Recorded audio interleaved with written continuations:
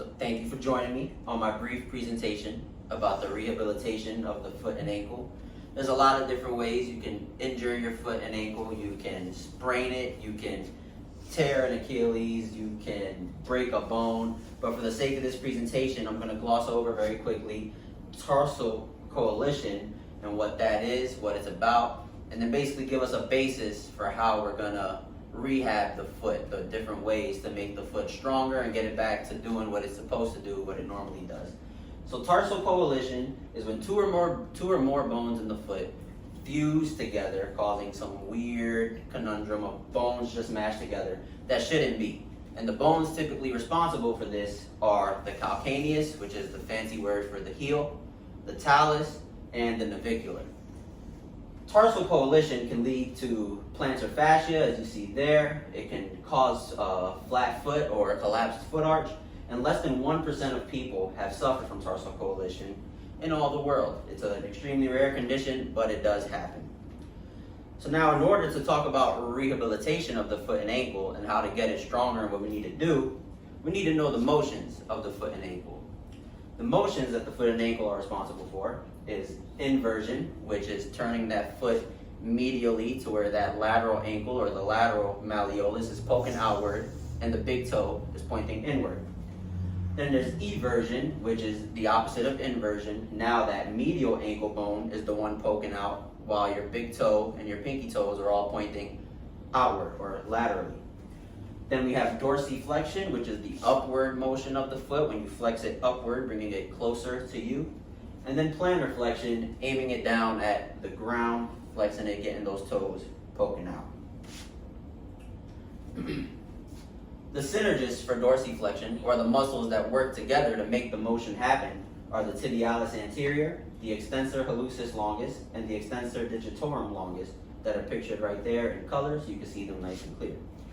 In order to strengthen those muscles, we need to know where they are, and we need to know what they're responsible for. So in order to work on dorsiflexion and improve the strength in those muscles, there are a few techniques you can use. Here, this is an example of what's called the PNF technique, which stands for proprioceptive neuromuscular facilitation, which is when basically you take the injured limb or body part and have your therapist or health practitioner of whatever sort press up against it, and you push back into it for 5 seconds. So you're contracting the muscle, pushing into it, and then the therapist will release, or they'll tell you to release, and then they'll push against the motion you were just pushing with or doing, and it will improve dorsiflexion. So in this picture here, he has his hand under the foot, arm pressed against the arch of it, and he's pushing in and telling her to push out against it, and then she'll release and he'll be able to push her foot more in that dorsiflex position. And to the right of that, we have an example of the slant board, which is also really good for calf stretching, which we'll go over later. But as you can see in the picture, the foot is forced in that dorsiflex position, keeping it there, which stretches it out, loosens it up, and enables more mobility in that area over time with dorsiflexion. Next, we have plantar flexion, opposite of dorsi. Now we're going downward. And the synergists for plantar flexion, or the muscles that make that motion happen, are the gastrocnemius, the soleus, and the tibialis posterior. In the picture, you can see the gastrocnemius where it says lateral head, because that's the one on the left side of the left leg. So right now you're looking at the back view or posterior view of the left leg. That would be the lateral head of the gastrocnemius. And the one in the middle, oh wait, I fudged that up. We're looking at the back of the right foot, sorry. The medial head for the gastrocnemius is now that one, because that's in the middle of the right foot, and the lateral would be the one on the outside. Then the soleus is deep to the gastrocnemius, meaning it's underneath it. So the gastrocnemius, when you flex your calf, is actually the one you feel. Underneath it, and that's why it's cut off in this picture, the gastrocnemius is cut off, is the soleus. So they cut it off so you can see an example of it right there. And then the tibialis posterior as well. To improve plantar flexion, there's workouts or techniques such as the TheraBand, where you just wrap it around the bottom part of your foot and push into it against the resistance band, causing that calf muscle, the gastrocnemius, the soleus, and the tibialis posterior to contract and work, and then you release it, bring it back, push again to strengthen up that calf muscle. Also another really effective one, and I like this picture because you can see the muscles in action, is calf raises. Here, she's got her feet planted regular, and you can see there's no muscle contracting. It looks like a regular calf.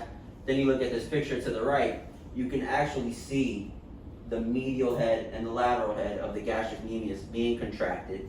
And then what you can't see is the soleus because it's deep, but that's also contracting, working for calf raises as well. Those are really good for strengthening those muscles. Next, we have the synergists for inversion, which again, the muscles that make the motion possible.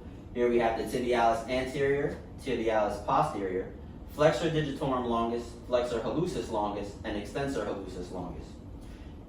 I couldn't find a great picture for it, but they're all listed here, and those are the ones responsible for inversion.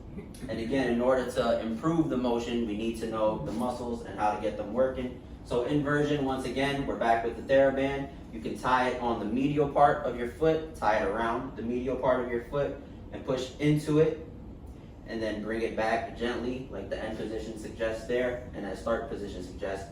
Push into it with that big toe curving in, that outside ankle, lateral malleolus outward. And then also we have some air ball, medicine ball technique to where you pin it between both your big toes and force that foot in the inversion motion. This is known as an isometric workout, meaning the muscle is contracted, but it's not moving. It's not doing anything. So it's squeezing and it's holding place. It's not actually doing a motion, but it's keeping that foot in the inverted position. Then lastly, we have our synergists for eversion, which are the peroneus longus, peroneus brevis, and the extensor digitorum longus. Now for these muscles, the proper term for them is fibularis longus and fibularis brevis, meaning that they're going to line up along that fibula, which is the lateral bone of the shin next to the tibia. And so that's one way to remember those muscles the proper way, is if you call them the fibularis longus, fibularis brevis. And those are responsible for eversion. And now here, as we see, the TheraBand is back again. We push now with the TheraBand to the outside of our foot, pushing against it, toes pointing outward, same thing in that picture. And then now we have that same ball. We're using the same thing, you can use it. But now we're gonna have the ball pressed up against the wall, and you're gonna push your foot against it in a way that turns the foot in that eversion standpoint. Can you envision it with that picture? Mm-hmm. You can see when you press against it, it's gonna turn that foot, and you can hold it in that eversion standpoint for a while to get that going. Other helpful exercises, techniques, and modalities for foot rehabilitation, foot and ankle rehabilitation, are treadmill and stationary bike. Stationary bike is one that's really good, especially when you push down on those pedals with your toes, because it gets that calf muscle contracting, and you can really feel that soreness in the gastrocnemius after working it out over time. Here's a visual representation of electrical stimulation, E-stim, which is basically just those electrical patches over the muscles that you need to work more, that you want to get working, and those patches will do all the work for you. So basically it sends an electrical shock, and it's placed along the peroneal muscle that we talked about for eversion. So when you get it to a strong enough force, it's going to move that foot by itself to the eversion standpoint. You don't need to do anything, and it'll hold your toes there and your foot in that way for as long as the machine is set. We have the obvious heat and cold pack. The cold pack more for swelling, reducing swelling, and the heat to loosen it up at first. Cupping is rare for the foot, but it has been used. It is used. It was actually used on me once to try and reduce swelling. And then other little workouts like marble pickups with your toes. Drop marbles on the floor, pick them up, crunching your toes, getting those muscles firing, and dropping them back in a bowl, a bucket, whatever. And then towel crunches as well. Place the towel on the floor, scrunch your toes, get a grip of it with your toes on the towel, and just keep doing sets of those to strengthen the muscle. And that's the end. So I'm gonna ask some questions just to test knowledge really quick. So Mom, I wanna know, without looking at, oh, it's not even up there anyway. What are the muscles responsible for plantar flexion? Do you remember them? So Bialis posterior. That's one, yes. Soleus. Yep, that's one. And gastrocnemius. Yep, perfect. All three. surprised you remembered that. I know. Good job. Thank you. Yeah. I have a question. Why didn't you talk about rotation and the motion of the foot? That's a good question. So for rotation of the foot, people like to say, oh, there's rotation of the foot, there's medial, there's lateral, whatever. But when you move the foot, let's go back. Let's see if we can go back to this very first picture up here so you can kind of see. So when you rotate the foot, I'm just going to use my hand as an example for now. You're going in that motion, just moving your ankle around. But what you're actually doing is when you lift it up to rotate, that's dorsiflexion, an example of dorsiflexion. Then when you move it outside, that would be eversion. Then back down, plantar flexion, and back inside, that's an example of inversion. So it's doing those same 4 motions just quicker. So there's no real rotation of the foot. It's just inversion, dorsiflexion, plantar flexion, and eversion. Thank you.